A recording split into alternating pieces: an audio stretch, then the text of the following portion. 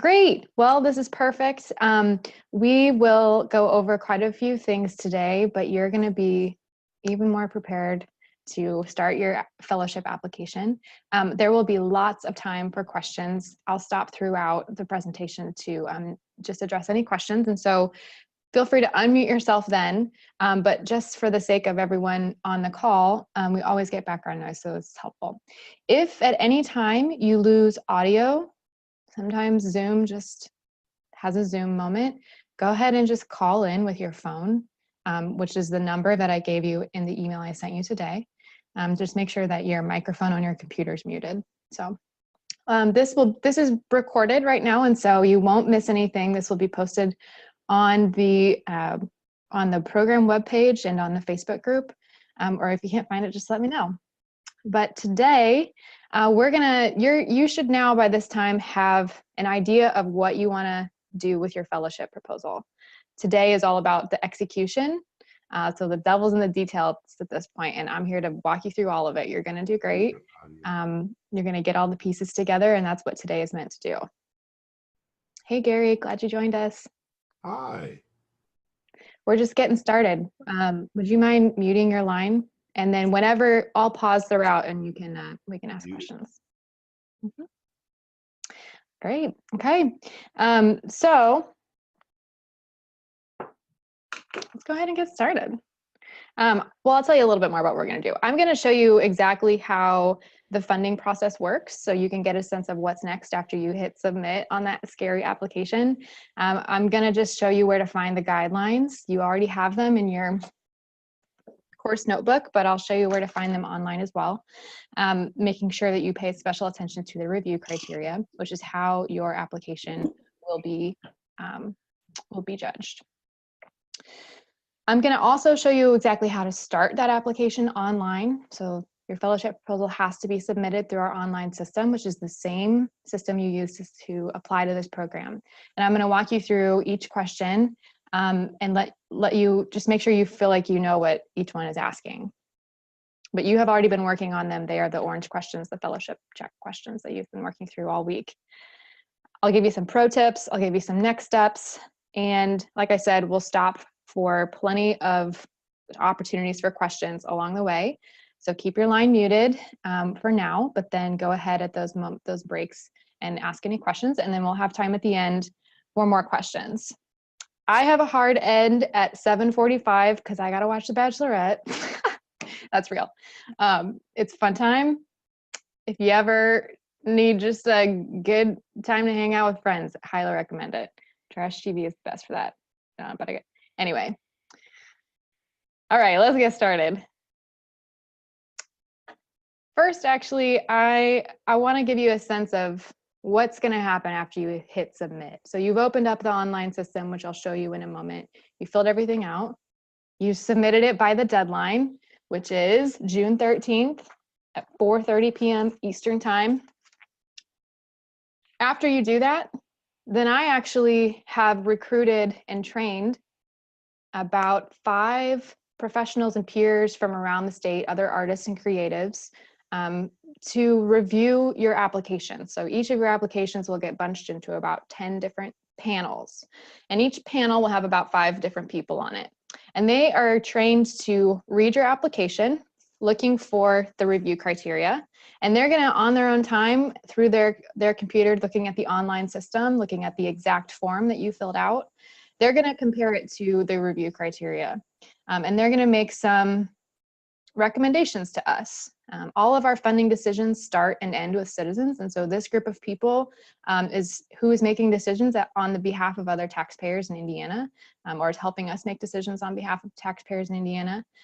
They're going to be comparing it to the review criteria, and also really, this is a time for you to receive feedback from other perspectives, people who are maybe in a different place in their career, or just see the creative practice or career a little bit differently. This is meant to be a really constructive process for you. So they're going to actually read them on their own time, but then they will actually meet together at the same time. Each panel will meet together through an online meeting through Zoom, exactly what we're using right now. This is a public meeting, so you can join the Zoom meeting when they're discussing your application. I'll be sure to send you all the details once they're finalized. But this is kind of like just an observation opportunity for you to listen to the discussion they're having about your application and to receive that feedback. However, it's not a time where you will be able to add any additional information or answer any questions or interact with the panel at all. So you want to make sure that you have all the information in your application, assuming, when you're writing it, that somebody who's reading it will have, only the information in front of them to make funding recommendations on. After we've finalized the funding recommendations, so making sure that each of the applications meets the review criteria in an appropriate way, you will have the chance then to make any changes to your proposal based on the panel's feedback. So sometimes that's just, wow, that was some really great advice. I'm going to take it. I'm going to adjust some of the things in this process. Just some really mostly slight modifications. This isn't a time where you get to like rethink your project at all, but this is a time for you to, after hearing this feedback, make changes that you need to. You have the opportunity to make slight changes, but we also may ask you to make changes to make sure that it actually, if there's one of the review criteria that really could have been strengthened in your proposal, we might ask you to go back, take another look at it, make sure that's shored up before we move forward. I will be hosting another webinar at that point for you to work through some of the process. After funding decisions are made, there will be a little bit of paperwork because now you're contracting with state government. But that'll be fine, and we'll work through the modification process pretty easily. So don't worry too much about that at this point. And after that, then you're off to the races. Your fellowship begins. Your fellowship period is just like it's outlined in the guidelines here, in the timeline. Sorry, that's probably a terrible way to show that. It begins August 1st and ends June 30th of 2020. That's an error in this timeline. August 1st, 2019 through June 30th, 2020. So keep that in mind as you're planning your project. All of the things that you propose in your fellowship proposal have to take place sometime between those two dates. Okay, I'm going to pause right now. Do you have questions about how the funding process works? Anna? Yes. Once the panel looks at the applications, what's the time window for the feedback and then the beginning of the grant period? Great question. So the panel will meet on July 15th, likely. I'll send you the exact time later on, and then we'll actually make announcements if you've been funded or what you'll need to do to address any modifications the following week. So the week of July 17th. So that's actually a pretty fast turnaround for us. So you'll keep us on your toes. And then a couple weeks later, so it's about 2 weeks, that the fellowship period begins. And the fellowship period may begin, but you may still have some lingering things to address, and there's nothing to worry too much about that. We'll settle everything up and get you going off in the right way. So you don't have to start immediately on August 1st, but that's when you are allowed to begin. Make sense? Great. Any other questions? So I have a question. So how are we allocated the funds then? Like, how does that process work? Like if I needed to buy like equipment or something, how would that look? Okay, great question.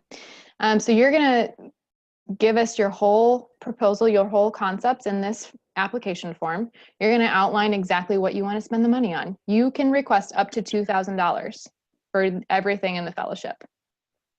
You can, if you want to, and I'll go into a little bit more detail about this. If you have a project that's going to cost more than that, that's okay. You just need to know where the rest of the funding's coming from, whether it's you or somebody else or something that you're earning on the project. That's fine. I'll go into that more detail later. You can ask. I say ask for the full 2,000 unless you actually have no way to use all of it. We will fund you all or nothing. So it actually doesn't.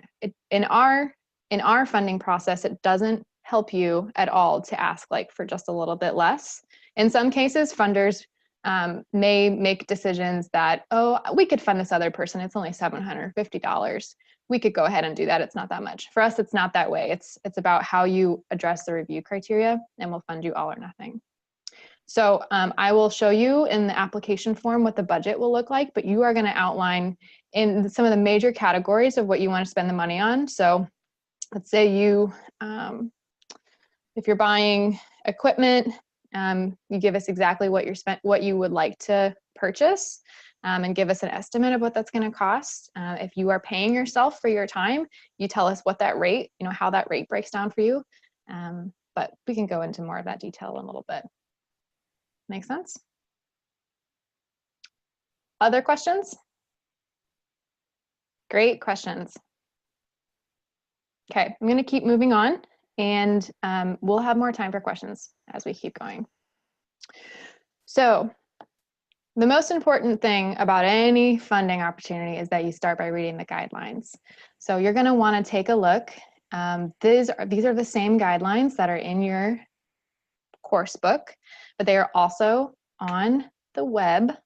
I'm going to see if I can switch over to the other window here. Okay. So you can find these online as well. It's the same, but always read through it so that you understand any of the rules and requirements for this. These are mostly things that you have seen already. However, you should also take a look at the some of the specific eligible expenses, which are also listed in your course book, and requirements of all IAC grantees. So if you have questions about what these are, let me know. This is kind of like the user agreement that you check without looking at. But if you want to know more about them, you can read more about them. And if you have any questions or think something is an issue for you, just let me know. You also should know that there are a couple of maybe funky or unexpected things when you're receiving a grant for us. We make payments, funding payments, grant payments in 2 installments. The first installment happens at the beginning when you've been awarded it, and it's 75% of the total amount that you ask for. We make those payments by a direct deposit, so it shows up right in your bank account. There's a couple of things for you to do to set up that with us, but we're not going to worry about that right now. The second payment comes through after you have submitted your final grant report. So you will be asked to submit a report at the end of the fellowship period, or whenever you've actually completed what you've set out to do. And then after I've reviewed it and approved it, then we make that final payment of the remaining 25% of your award. So if you can take the full fellowship period if you want to do what you've outlined to do. You can decide you only want to take 6 months of that. And I would say when you're done, fill out your grant report, you'll get your money faster. So those are the guidelines. I'm just going to show you now that the criteria can be found here. Also, these are the things that the panel is looking for. There's 3 main categories, and it breaks down into 10 actual things that we're looking for. Ultimately, your career goals are worth the most points in this, right? It's actually 4 bullet points here. And when I say worth the most points, that's a little misleading. This is not going to break down into a number. It is going to be that the panelists see that each one of them is addressed well, or they'll tell you exactly which one they feel like still needs to be strengthened, and then we'll go back and work on that one in the project modifications, okay? So take a look through these, make sure that, so the way that the application is set up is meant for you to address each of these. And so these are also listed in the application. There's no reason that you wouldn't know what they were. So just keep that in mind, that if you're answering the question thoroughly, you should also be addressing each of these. Questions about the guidelines or the review criteria?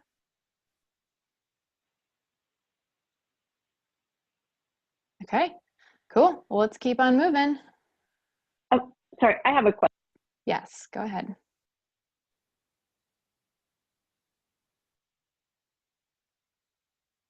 I can't hear. Whoever was just trying to speak, I lost you. Me? Hello? Yes, yes. Oh, hi. Sorry, this is Brooke. So, and I guess I need to read more about the accessibility requirements. For instance, if I want to have a space, if I want to, develop a space or rent a space as part of my application, does that space have to be accessible, or can I just show evidence that I have a plan to serve those with, mobility limitations, something like that, in a different way? Great question. Or is that too specific? It is pretty specific for your project. I will give you the, really it's the latter. The requirements come down to you show that you have a plan to address anyone with mobility or other kinds of ADA needs. I can, there's another person in my office who knows the regulations really well, and is a great person to ask about that. So Brooke, if you want, you can shoot me an email and I'll connect you with her. She's about to go on maternity leave like any second now, so we should get to it sooner rather than later. Okay, thank you. Okay. Any other questions about the guidelines or review criteria? Hey, Anna, I have a question. Yes. So say it's about the kind of the important considerations section. Mm-hmm. So say my project needed to fund the whole like $2,000. Mm-hmm. In order to get that, you said we would in order to receive all of it, like the last 25% of it, we wouldn't get it until the end of the grant period, right? The last 25% comes after you've completed everything. So you're kind of reimbursing yourself in some way. And if that's going to seriously, seriously be an issue, let's talk about it, and we might be able to help you come up with some ways to make the cash flow work. Okay, that's what I wanted to know. Okay, that helps a lot. Okay, Thank great. you. Yeah, good question. Anyone else? Okay, let's look at the application. So you have submitted your application to participate in OnRamp in the same place that you'll actually apply for the fellowship. So you should bookmark this page because it has some crazy, it's not as easy to remember, but it is in.gov/arts/login.html. This is what you'll find here. So I'm gonna just actually go there now live. And I have logged in as one of your fellow cohorts, and I'm going to show you what this looks like. So when you first log in, this is your dashboard. This is what you see first. When you scroll down, you'll see kind of everything listed that you've ever applied for to us for. You're going to look for your on-ramp process, is what this is called. It's a process. The LOI is actually your initial application into the program. It's just kind of a funky name that the system uses. You can click on this and see what you've done before, but you actually won't be able to edit anything in this. So if you get here and see this no, don't type here symbol, then you've probably opened the wrong form. The fellowship form is the application. It's in draft mode right now. Every single one of you has an application on your dashboard right now, and you can start it right now. So to open that up, you come to the right and click Edit Application. And this is the form that a reviewer will read. So you've got quite a bit of information up here, just a refresher of what you're doing here. But then as we move through, there's a few just data collection questions. And then we start to get to what you're asking for. So what are you asking for, right? You have an idea in your head, and this fellowship is meant for you to take the next step in your career. Hopefully hopefully OnRamp was useful for you to kind of sort through some of those things. But this is ultimately for your career development. It needs to be feasible. It needs to have some sense of community engagement that we've outlined in the criteria. But that's what this is for. Okay, so this system, a couple things for you to know. Everything saves automatically. every time you click or every time you type 100 characters, just make sure that you are connected to the internet. You can fill things out, come back later. You don't have to hit submit in order for me to be able to view it. So I can actually go in and look at things just like I'm doing right now with Ben's application, even though I'm just logged in as him. And so when it comes time for, if you want me to review your application, you don't have to submit it before I can actually review it as a staff review and give you feedback. Remember that the deadline to ask me for a staff review is June 6th. I want to give you plenty of time to get back in there and make any edits you need to. So just shoot me an email or give me a call before the end of the day, 4:30 and on June 6th. And I will actually make comments directly in this form. They'll appear in blue underneath some of the responses if I have a comment for that one, and they're not visible to any reviewers. Okay, so we talked about before, you can ask for up to $2,000. You want to just answer every question, right? Tell us when you think that your own project will begin. It has to be at least after August 1st, and when it will end has to be before June 30th of next year.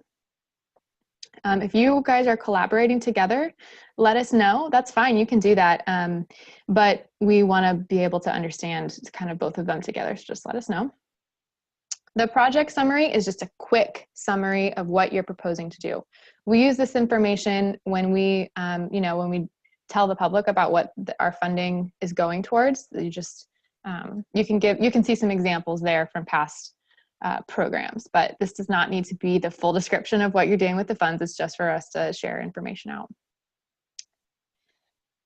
We want to know a little bit about, what was it from the course that has kind of helped you come to this place, that this next step that you feel like you're venturing into. Was it something from the course? Was it a conversation with Elaine? Was it something that we worked through in office hours? Maybe something from this webinar, maybe something you heard from one of the panelists, some other things that you worked through with other cohorts. We're just curious. But now we come into the real meat of the application.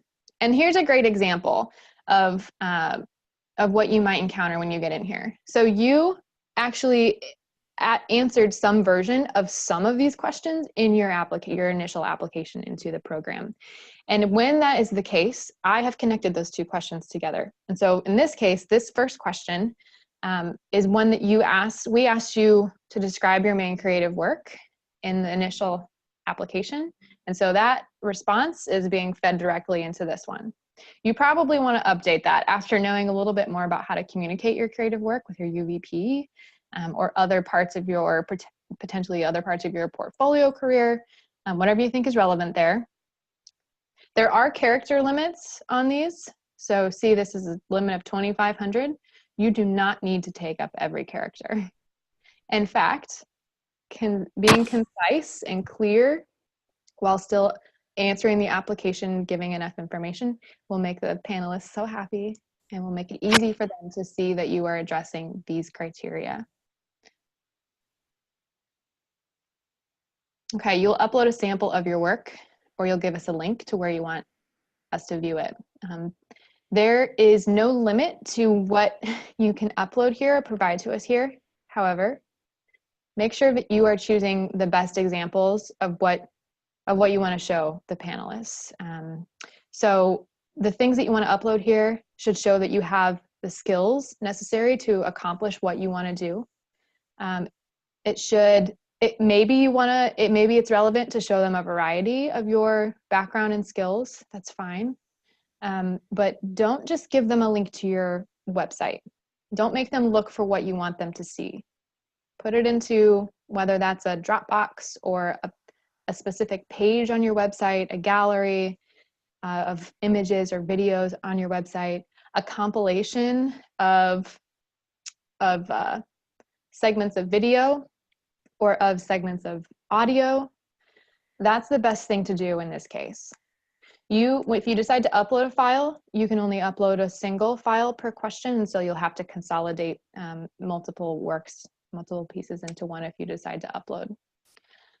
Make sure that if you are giving us a link to something like Dropbox or Google Drive, that you have it set to public, so that anyone with the link can view your application, anyone with the link can view this, this folder or whatever that you've given us here. Don't try to share it with my email individually, just make it public.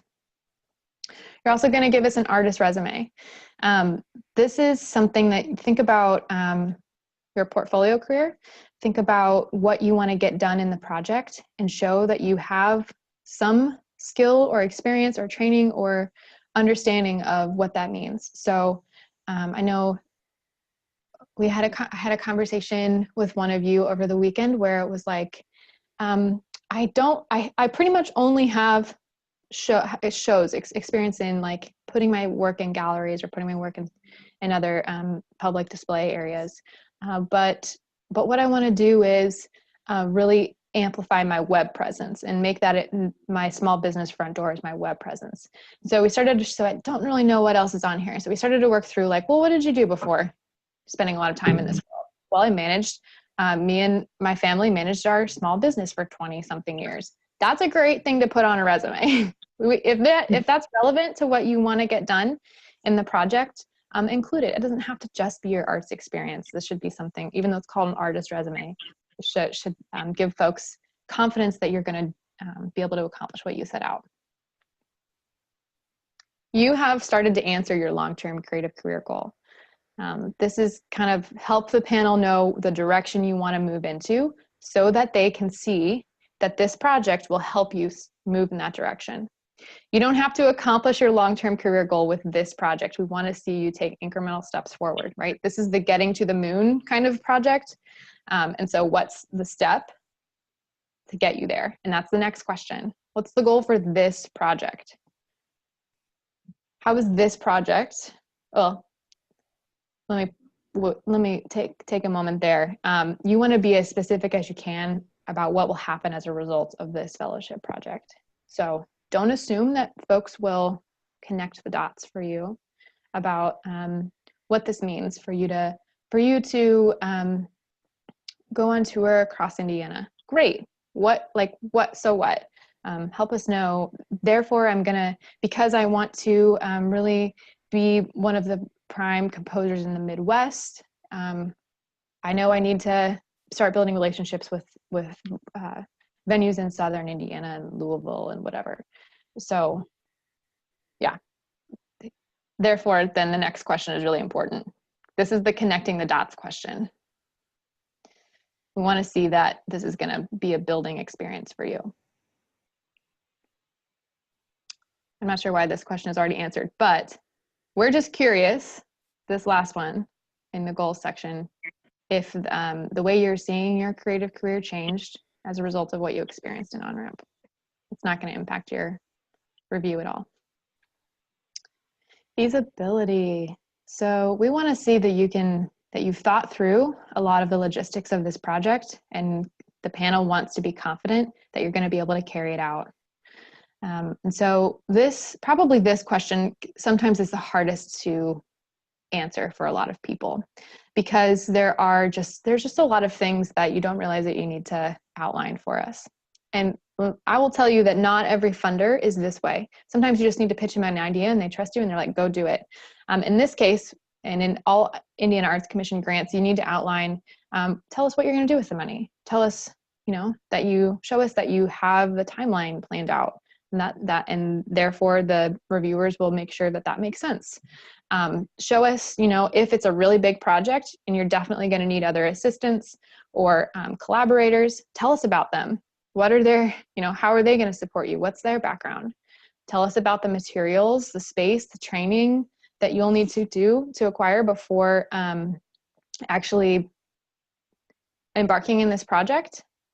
And then anything else really that you feel like will help them understand what's actually going to get done and how it's going to get done over this fellowship period. So this is the flash mob in Dubai kind of thing. You really think about every piece of this, how it fits together. This is a good place to be thorough but concise, right? This is also a great question to have somebody that doesn't know you super, super well and doesn't know your idea really, really closely read over this and make sure that there are no major holes to somebody who has no real background information on you or your project. A third party will be really useful here. Now we get down to the budget. This is the fun stuff. So what we're looking for here is the major line items of how you want to spend the money. The first question here, though, is asking you to tell us about all of your sources of income for this project. If you only plan to spend $2,000 and you are asking us for all $2,000, then the only thing in your projected cash income is $2,000 IAC Fellowship Fund. You need to make sure that you include what you're requesting in this line. Let's say that your project is going to cost you $3,000. Great. Where's the other $1,000 coming from? Is it I'm kicking in $1,000 of my own money? Is it you have a sponsor or a partner who wants to see it happen too and believes in you? Include that here. But your projected cash income needs to be the exact amount that you want to spend on this grant. So don't show us if your project costs you $3,000, your projected cash income needs to be $3,000. And you're listing out each of those major item categories here, but you're giving us the total here, okay? Now we get down to the expenses. Now these are the major places that you want to spend the money. Break it down for us. Show the panel that you've thought through and you have a reason for what things cost. If you're paying yourself, tell us what your rate is and show us that that's an industry standard or a standard for what your experience is. If you are using the money to buy a piece of equipment or to hire someone else, so maybe contracting someone else for services, give us a quote. Sometimes it's useful to link out to another web page. That's fine. It's kind of up to your discretion on how detailed you want to be in this section. In some cases, I have seen people list out exactly, 4 feet of copper wire. I don't know, this is going to be crazy. 10 grams of silver, a soldering iron, and really list out every single piece of that. But it's not always necessary to go into that much detail. And if this is a place where I'm happy to take a look at your budget and say, I really don't know what you mean by that. I think you should break that down a little bit more. Like for example, in the example listed in the question here, marketing and promotion, $500, you might want to break that down a little bit more. That's 100 color 11 by 17 flyers that I'm putting around the square because that's where my event's happening. Okay. So this is also something, if you are outlining something here, make sure that it's not a surprise. By the time the reviewer gets down to the budget, they should already kind of have a sense of like, okay, I know what they're going to need for this project. If you're including like training and workshop fee, this is the first time I've heard about this, like that's a bad sign. Make sure that your budget and your narrative match. So if you describe something in here that you want to get done and it's going to cost money, you need to have it down in the budget. And if you've decided to spend money on something, explain how, why it's going to be used, how it's going to be used. In kind always trips people up, that's okay. In kind is something that's been contributed to your project by anyone other than you. And it is the cash value of those goods or services. So if you are teaching workshops and the local, let's see, the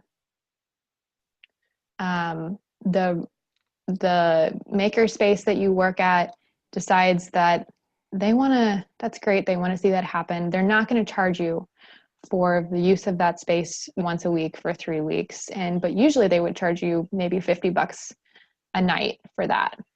Then you would list the value of what they're kicking in that you don't actually have to pay for. So that in that case, it might be $150 for the space rental. The things that you are contributing to the project are not in kind. So if you are kicking in your own resources or cash, that actually gets listed up in income, total projected cash income. or projected cash income up here. If you're totally lost at this point, don't worry. If you're totally lost on the budget, the best place to start is here, projected cash expenses, list everything you need for the project, and then fill in how you're going to pay for it up here. And if you're still lost by that point, call me and we'll figure it out. Okay. Now, community engagement has a little bit more pre-fed responses in it. We want to see, how do you connect your work with others, right? And remember what we're looking for in the criteria. I've listed them in each section. We want to see that you are thoughtfully exploring who your work is meaningful to. That's part of the stuff that you work through in the course. That could be your clients, it could be collaborators, it could be other community partners, it could be industry professionals. We also want to see that you are outlining how this project will help you deepen existing connections or build new connections outside your network, right?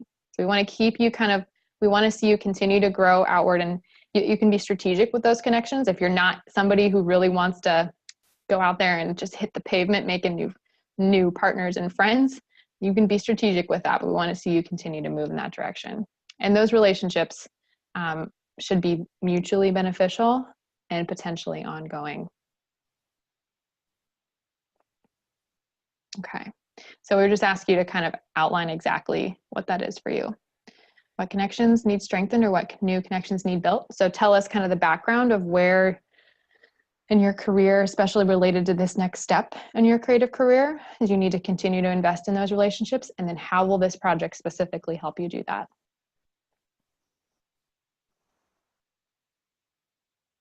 Okay. That's a lot of information. Let's take a few moments and talk about a couple of them. If you have questions, let me know. I'll do some questions now. And if we don't get to all of them, you can call me and ask me specifically questions related to your project. But any questions at this point? I have a question. Hi. Hello. Hi, everybody. So like in my budget, say like I needed a roadblock, so I would list that as an expense, but then what if someone says that they would donate the roadblock? Would I take it out of my expense section and just keep it in the in-kind section? Exactly. Okay, cool. What else?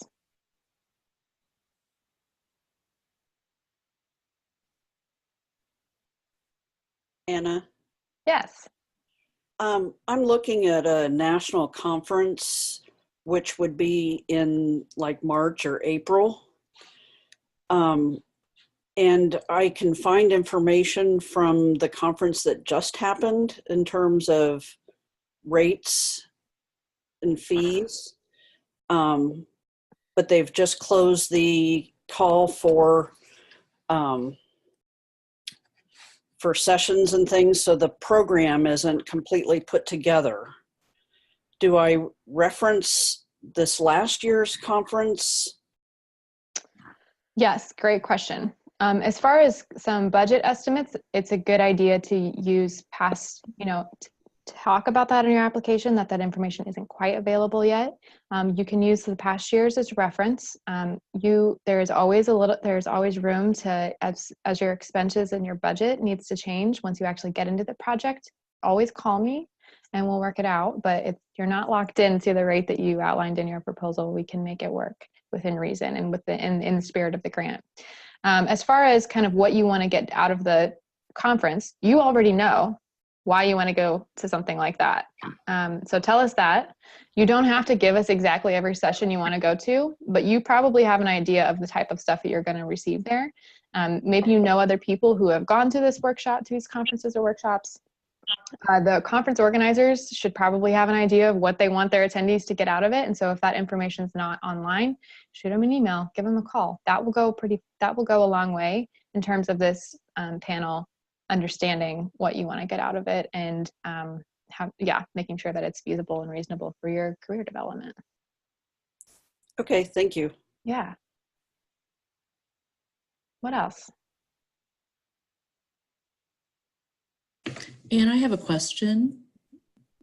I am interested in doing the part about the working with the community, and I'm not sure. I have some organizations that I want to talk to and about my project, doing work with the children at the homeless center in South Bend or Logan Center, where they have uh, disabilities and so forth, to kind of teach what I do and provide that opportunity. But I don't know specifically which organization is going to want me to work, do the work and so forth. So Okay. how do I approach that in my, do I list the ones that I'm looking into, or do they need me to know for sure that, yes, I'm going to be working with them? Okay. I'm going to go back to what do you want to happen in this project? Do you want to learn how to work with people with disabilities, or do you want to establish yourself within a specific organization? I feel like there's a couple of different ways that you can set up expectations for what you want to get done in your project. If it is that you know several people who, or organizations who would be willing to work with you, or maybe you need to first get a little bit more training or mentorship before you actually step into that space. Think about what you actually can get done feasibly at this stage. If you don't know at all who would, if your goal is that you want to become more established and have this many new clients or people in your workshop by the end of the game, but you don't yet know where or how or who's going to work with you in that might not be as feasible of a project. But Dawn, that might be something that we want to talk about offline, and I can get into a little bit more specifics with you and give you some better advice. Okay, great. Thank you. Yeah. Okay, anyone else? I have a question. Mm-hmm. So on the question where it says what connections in your network need strengthened or what connections need built, so would that be like if I were to have like I wanted people to be donators to my show, I would list them like in that section? Yeah, sure could be. I'm looking for the network map here in the coursework book, but that network map helps you kind of brainstorm who might be the connections that are important to your career, and you get to decide what's important at this point. We want this experience to be something that is, it is, elevating you to the next step in your creative career, and also helping you continue to build those connections. And so that certainly could be a good community to engage in some ways. But remember that you're going to want to think about what do they want to get out of this experience. That was I wanted to ask that too, because like I guess so like how would I show like it would be beneficial for both parties if like they're just donating to the show? Yeah, why are they donating to the show? Why do they care about this type of dance existing in Muncie or this type of experience existing in Muncie? Okay. You might have to ask them that in order to be able to answer that question. And you don't have to have, like these are the 3 reasons, but get a sense that will really help you. That'll help you approach your fundraising more strategically, but it'll also help you answer these questions. Okay, cool. Okay, great question. What else? I told you I have a hard edge at 7:45, but these are great questions and we can take a little bit more time. Okay, well, you'll have more questions, just give me a call. I want to give you a few more tips before we end this. Okay, my windows are all crazy right now.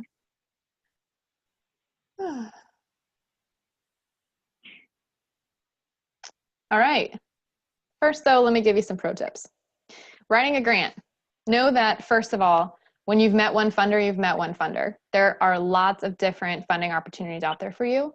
This one is meant to help you, put this knowledge to use right away, but we also want you to be better grant writers at the end of this. We want you to be able to have thought through a lot of these things that you might encounter when you decide to go either, maybe pitch to an investor or find another grant out there. So know that I'm going to give you some tips here, but this might be slightly different depending on who you're working with. But first of all, you'll want to keep the criteria front of mind. Remember, those 10 things that the reviewers are looking for, that's like the rubric. When you're in school and you had to write a paper, or if you're a teacher, you had to grade a paper, those are the things they're looking for. This seems obvious, but make sure that you're answering the questions. I have designed these questions, and if they're terrible questions, please tell me, but I've set them up so that you can really shine in each criteria. And so if you're answering it fully, you should be doing a pretty good job of meeting the criteria. Don't wait until the last minute. It's really hard not to wait until the last minute to complete this stuff. You're going to be stressed at 4:25 on June 13th. Trying to upload that file and the stupid system is glitchy or something, and avoid that. But when you get to that point, because you might, just call me. We'll make sure that things get submitted in the way that you need them to. But that deadline is a deadline. Okay, assume that the reviewers don't know anything about your work. They will very likely be strangers. Some of them you may be a little bit familiar with, but when you're laying out what you want to get done and why it's relevant and why you are ready for it, assume that you have to connect all the dots. The people who are on the panel, many of them will know your industry or your discipline well, but some of them will not. And you want them each to get a full picture of what you're proposing to do.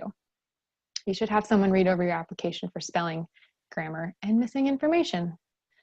If you are not a person who does well with words and really have a hard time processing visually words or getting them out, let me know. We'll make this application work for you.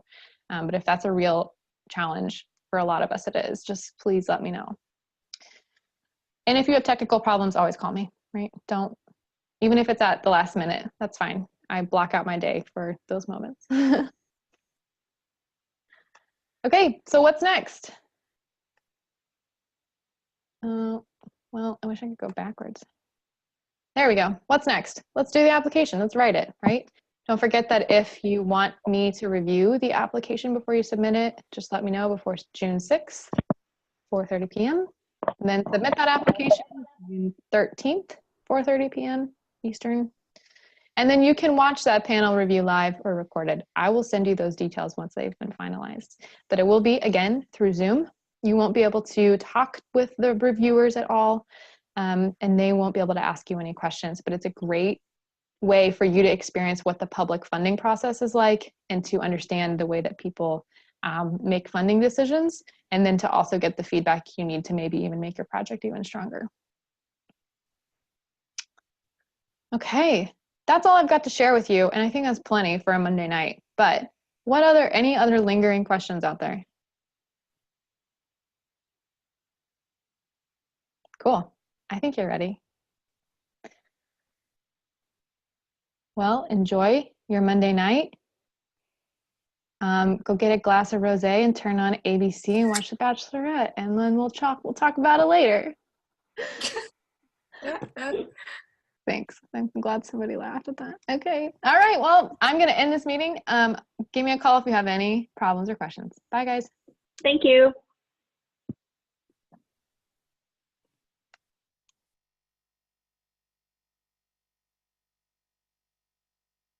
I wonder if my sound was on this whole time. Hello? Hi.